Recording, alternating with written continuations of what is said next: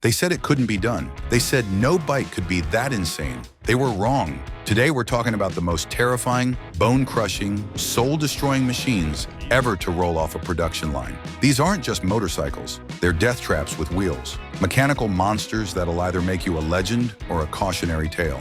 Some killed their own creators. Others redefined what crazy even means. Buckle up because this ride's about to get wild. 15. Yamaha RZ500. You know what they say about the quiet ones? They're usually plotting something dangerous. The RZ500 looked innocent enough. Small displacement, lightweight frame. Your grandmother could probably swing her leg over this thing. But here's what Yamaha didn't tell you in the brochure. This little demon was packing a two-stroke V4 that produced more power per pound than bikes twice its size. It is 1984, and Yamaha engineers are sitting around going, hey, what if we took our Grand Prix technology and just put it in a street bike? Brilliant idea, right? Wrong. Dead wrong. See, the RZ500 had this nasty habit of going from 0 to holy crap in about 3 seconds flat. The power delivery was like getting kicked by a caffeinated mule. Smooth? Predictable? Those words weren't in this bike's vocabulary. Riders would twist the throttle expecting a gentle pull and instead get launched into the stratosphere.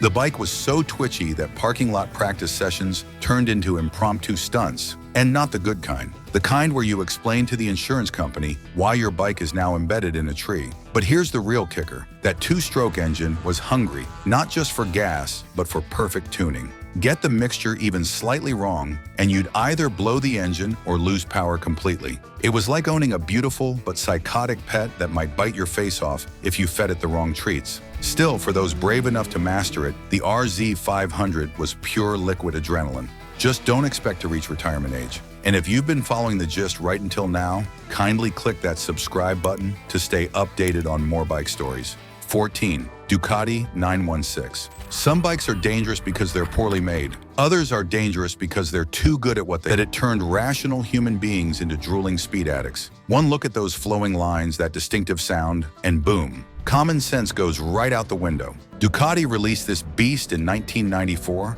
and suddenly every weekend, Warrior thought they were Carl Fogarty. The bike was intoxicating. That L-twin engine didn't just make power, it made music, a symphony of controlled explosions that whispered sweet nothings about corner speeds and lean angles. But here's where things got spicy. The 916 was so confidence-inspiring that riders would push harder and harder, chasing that perfect lap time. The super sport position puts you in full attack mode whether you want it or not. Leaning over the tank, weight on your wrists, every input telegraphed directly to your nervous system. It was like being hardwired into a missile. A beautiful, perfectly balanced missile that could slice through corners like a laser beam, up until physics reminded them they were still mortal. The emergency rooms of the late 90s were full of guys who thought they could ride like they looked on this bike. The 916 didn't kill people through mechanical failure, it killed them through pure, unadulterated temptation. What happens when Italian engineers get really creative after too much espresso?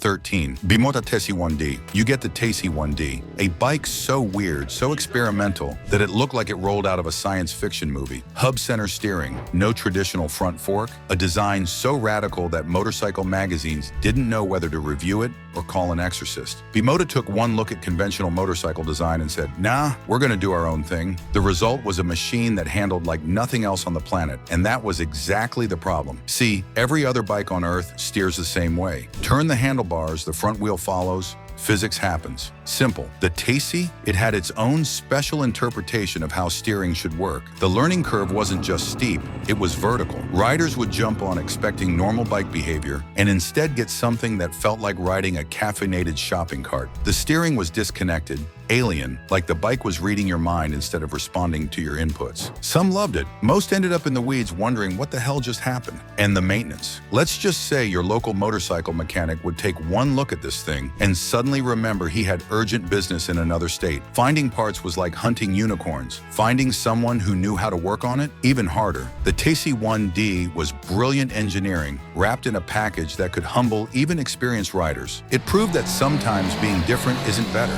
Sometimes it's just dangerous. The Italians have always had a special relationship with crazy. There was a bike that was their love letter to pure, unfiltered insanity. 12. Labrada Joda. This wasn't just a motorcycle. This was a statement, a middle finger to anyone who thought bikes should be civilized or refined. The Joda was loud, brutal, and about as subtle as a brick through a window. And that's exactly what made it legendary. It's 1976, and Labrada decides they want to build the fastest production bike in the world. Not the smoothest, not the most comfortable, the fastest. They took their 1000cc triple, fed it a steady diet of performance-enhancing modifications, and turned it loose on an unsuspecting world. The result was a machine that produced 90 horsepower when most bikes were happy with 60, but power was only part of the story. The real danger came from everything else. The handling was, let's be generous, exciting. Hit a bump mid-corner, and the Joda would let you know about it, violently. And that triple engine didn't just run, it vibrated. Your hands would go numb. Your mirrors became useless above 4,000 RPM. Long rides weren't just uncomfortable, they were physically punishing.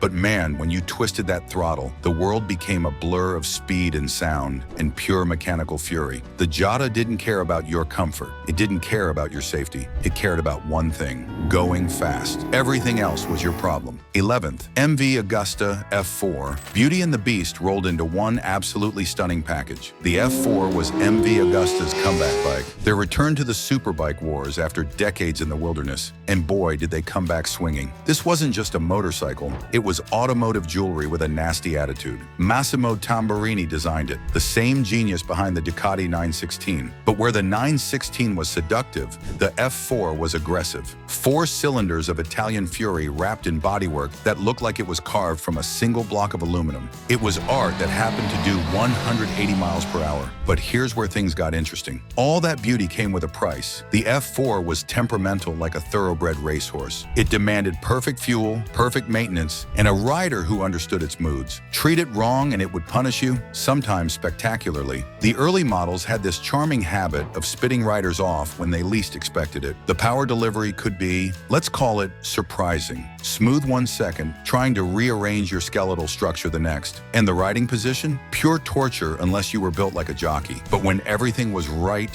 when the stars aligned and the bike was in the mood to cooperate, the F4 was transcendent. It didn't just carry you down the road, it transported you to another dimension where physics were optional and speed was everything. The F4 proved that sometimes the most beautiful things are also the most dangerous. 10. Honda VF 1000R. Honda's attempt to build the ultimate superbike nearly destroyed them. The VF 1000R was supposed to be Honda's masterpiece, their answer to the European superbike invasion. 4 cylinders arranged in a narrow V, cutting-edge technology, and enough power to embarrass anything else on the road. On paper, it was perfect. In reality, it was a nightmare. See, Honda decided to use gear-driven cams. Brilliant for racing, where engines get rebuilt after every race. Not so brilliant for street bikes that need to last more than 5 minutes. The gear train was so complex, so finely toleranced, that it basically required a PhD in mechanical engineering to keep it running. But that wasn't even the worst part. The worst part was what happened when things went wrong. And things went wrong a lot. The cam gears would strip, the tensioners would fail, the whole beautiful, complex system would grenade itself into expensive metallic confetti. Riders would be cruising along, admiring the smooth power delivery and sophisticated engineering, when bang, suddenly they'd be sitting on 400 pounds of very expensive modern art. The VF 1000R didn't just break down, it committed mechanical suicide in the most dramatic way possible. Honda recalled them, fixed the problems, recalled them again, but the damage was done. The VF 1000R became a cautionary tale about the dangers of over-engineering. Sometimes simple is better. Sometimes complex just means more ways to fail. Still, for the brief moments when everything worked, the VF 1000R was absolutely brilliant. It was like dating a supermodel with multiple personality disorder. Exciting, but probably not good for your long-term health. Another exciting prospect. Have you heard of a bike with 6 cylinders of Italian madness, wrapped in the most beautiful tank you've ever seen? 9. Benelli SE. The SE was Benelli's answer to the Honda CB750, but where Honda built a practical, reliable bike, Benelli built a symphony, 6 tiny cylinders singing in perfect harmony, producing one of the most intoxicating sounds in motorcycling history. But here's the thing about symphonies. They require perfect timing. Get one instrument out of tune and the whole thing falls apart. The SE was essentially 6 separate engines trying to work together. When they cooperated, it was magic.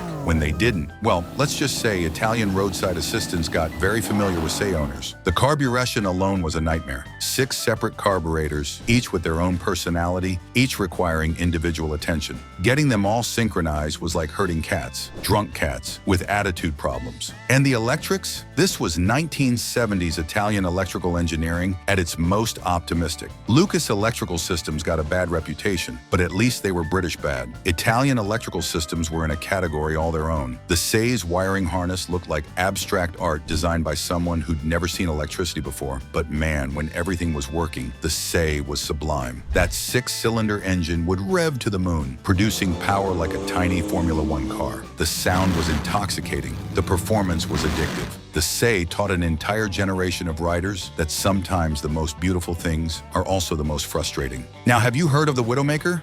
8. Kawasaki H2 750.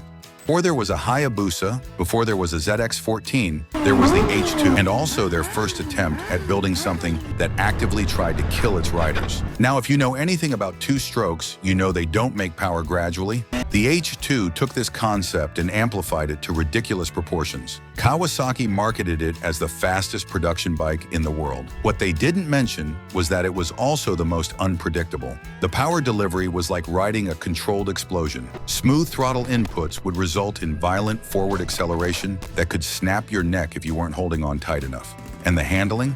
Let's just say it was optional.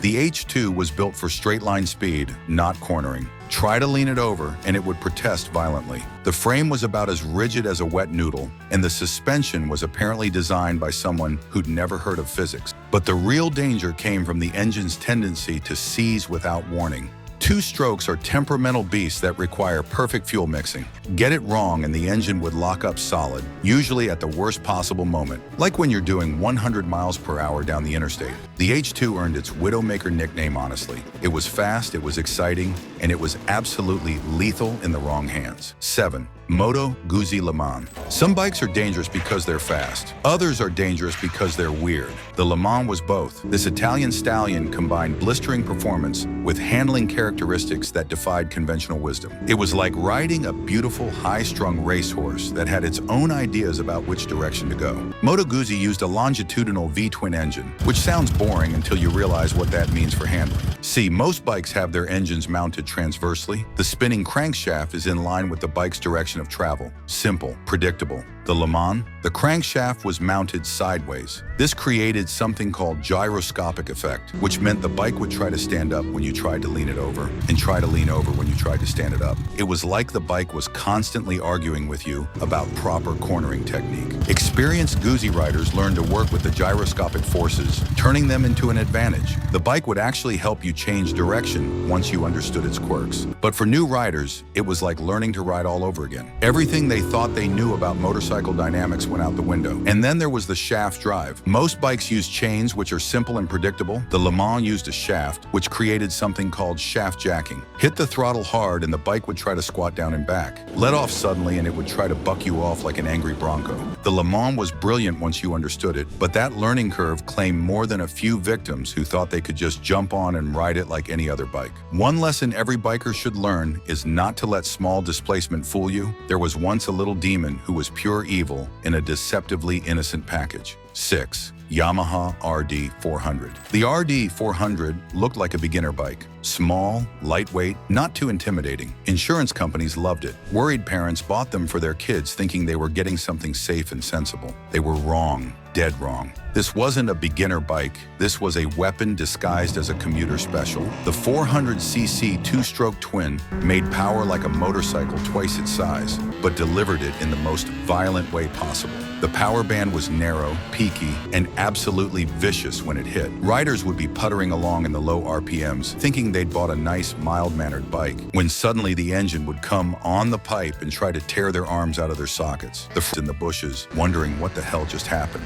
And the brakes? What brakes? Stopping a RD400 required planning. Like, start braking for that corner about 3 miles back. The drum brakes were adequate for a gentle commuter bike, but completely overwhelmed by the RD's performance potential. But here's the insidious part. The RD400 was so much fun that riders couldn't help but push harder and harder. That peaky power delivery was addictive. The lightweight made it feel like a toy, right up until physics reminded everyone that toys don't usually go 100 miles per hour. The RD400 taught an entire generation that displacement numbers mean nothing. It's not the size of the engine, it's how angry it is. And speaking about angry, the future arrived in 1988, and it was absolutely terrifying. 5. BMW K1. BMW decided they wanted to build the most aerodynamic, most technologically advanced motorcycle ever created. The result was the K1, a bike that looked like it had been beamed down from the year 2020. It was stunning, it was revolutionary, and it was absolutely lethal. The K1's bodywork was so advanced that it actually worked too well. The bike would build up incredible speeds without the rider even realizing it. The wind protection was so effective that 100 miles per hour felt like 50. Riders would look down at their speedometer and discover they were doing speeds that would make a fighter pilot nervous. But speed wasn't the only problem. All that bodywork created some interesting aerodynamic effects. Hit a crosswind, and the K1 would try to change lanes without warning. The fairing acted like a sail, catching every gust and trying to throw the bike off course. And then there was the engine. BMW's 1000cc inline-4 was smooth, powerful, and absolutely relentless. It made power everywhere in the rev range, which sounds great until you realize that means there's nowhere to hide. Every throttle input resulted in immediate, violent acceleration. The riding position put you in full tuck, nose down, completely committed to speed. There was no comfortable cruising position. You were either attacking corners or you were doing it wrong. The K1 demanded total commitment from its rider. BMW built the K1 for the future, but most riders weren't ready for it. It was too fast, too advanced, too intense for mere mortals. The K1 proved that sometimes being ahead of your time is the most dangerous place to be. But there was another bike more feared, more scary than the K1. Here's what happens when Honda's engineers get really ambitious and forget about the laws of physics. 4. Honda VF1000F. VF1000F was supposed to be Honda's ultimate sports tourer, a bike that could carve canyons with superbike intensity, then carry you and your luggage across continents in comfort. It was an ambitious concept, maybe too ambitious. Honda stuffed a 1000cc V4 engine into a chassis that was designed to do everything. Sport riding, touring, commuting, track days. The bike was like a Swiss Army knife with 130 horsepower, which sounds great until you realize that tools designed to do everything usually excel at nothing. The V4 engine was brilliant but complex. 4 cylinders arranged in a narrow V, gear-driven cams, enough technology to power a small space program. When it worked, it was smooth, powerful, and absolutely intoxicating. When it didn't work, well, let's just say Honda dealers got very familiar with warranty claims. But the real danger came from the bike's split personality. In touring mode, it was comfortable, predictable, almost boring. But twist that throttle and suddenly you were riding a barely contained missile. The transformation was so dramatic that it caught riders off guard. 1 second you're leisurely touring, the next you're doing triple-digit speeds wondering how you got there so fast. The handling was similarly schizophrenic. Loaded down with luggage, the VF1000F was stable and predictable. Strip off the bags and suddenly you had a twitchy, nervous superbike that demanded constant attention. Honda tried to build the perfect do-everything bike and created something that was dangerous at everything instead. Now we're getting into the really scary stuff. These aren't just dangerous bikes. These are legends of destruction, machines that redefined what terrifying meant. 3. Suzuki TL1000S. They called it the Widowmaker 2.0, and it earned that title within weeks of hitting showrooms. Suzuki thought they were building the perfect superbike, lightweight, massive power, cutting-edge technology. What they actually built was a mechanical assassin that specialized in launching experienced riders into orbit. The TL1000S didn't just bite inexperienced riders, it devoured seasoned veterans. The problem was the rear suspension. Suzuki, in their infinite wisdom, decided to use a rotary damper instead of a conventional shock. It was lighter, more compact, and theoretically better. In reality, it was a disaster waiting to happen. The rotary damper had this charming tendency to go from perfectly controlled to completely overwhelmed in the space of a single bump. Hit a ripple in the pavement, and the rear end would start a wobble that would build and build until the bike was literally trying to throw you off. Experienced riders called it the death wobble, and for good reason. But that wasn't even the worst part. The worst part was that the TL1000S was so good in every other way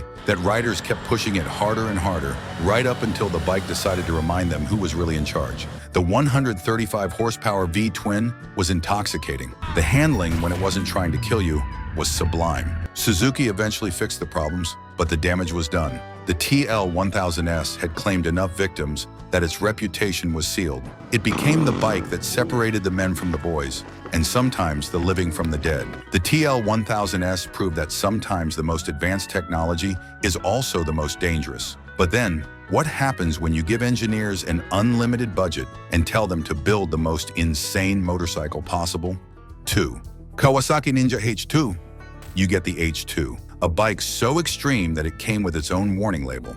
Literally, Kawasaki included a disclaimer that basically said, "This bike might kill you and we're not responsible." It was the first production motorcycle to break 200 horsepower naturally aspirated, but Kawasaki wasn't satisfied with just breaking records. They supercharged it. The result was 300 horsepower of barely contained fury wrapped in bodywork that looked like it was designed by aliens. The H2 didn't just make power, it made violence. The supercharger whine was like the sound of impending doom. Beautiful, mesmerizing, absolutely terrifying doom. But here's what made the H2 truly dangerous. It was so fast that human reaction times became inadequate. The bike could accelerate from 60 to 180 miles per hour, faster than most people could process what was happening. By the time your brain caught up with the speed, you were already in serious trouble. The electronics package was more sophisticated than most fighter jets. Traction control, wheelie control, launch control. The bike had more computers than the Apollo space program. But even with all that technology, the H2 could overwhelm its own safety systems. There was simply too much power for any system to control completely. Kawasaki limited production and required special dealer certification just to sell the thing. They knew they'd created a monster, a beautiful, incredible, absolutely lethal monster that could humble even the most experienced riders. The H2 wasn't just a motorcycle, it was a statement, a middle finger to anyone who thought production bikes had become too tame. It proved that there's no such thing as too much power, only insufficient courage. But what could the number one be? What could be more dangerous than this? 1. Bimota YB4, and here it is. The most dangerous production motorcycle ever built. The bike that ended careers, destroyed reputations, and redefined what terrifying meant. Bimota was known for building exclusive, exotic motorcycles for riders with more money than sense. The YB4 was supposed to be their masterpiece. Take Yamaha's bulletproof FZR engine, wrap it in the most advanced chassis technology available, and create the ultimate superbike. What could go wrong? Everything. The YB4 suffered from the most catastrophic design flaw in motorcycle history. The fuel tank was positioned directly above the engine, which sounds normal until you learn that Bimota used a pressurized fuel system. When the bike got hot, which happened constantly, the fuel would expand and create pressure. Eventually, something had to give. That something was usually the fuel lines, which would spray pressurized gasoline directly onto the hot engine. The result was instant incineration, not engine failure, not mechanical breakdown, fire. The YB4 would literally burst into flames while riders were sitting on it. But here's the insane part. Even knowing about the fire risk, people still wanted to ride them. Because when the YB4 wasn't trying to barbecue its rider, it was absolutely incredible. The handling was supernatural. The engine was bulletproof. The performance was intoxicating. Bimota recalled the bikes, fixed the fuel system, issued apologies, but the damage was done. The YB4 had earned a reputation as the bike that could actually kill you through spontaneous combustion. It became the stuff of legend, the bike that separated the truly insane from the merely brave. Production ended after just a few hundred units. Today, surviving YB4s are worth fortune to collectors brave enough to own them. They're rolling pieces of history, beautiful, exotic, absolutely terrifying pieces of history. The YB4 proved that sometimes the most beautiful things are also the most dangerous. And sometimes being dangerous is exactly the point. Make sure to click this video that is coming on the screen right now Subscribe to stay up to date motorcycles.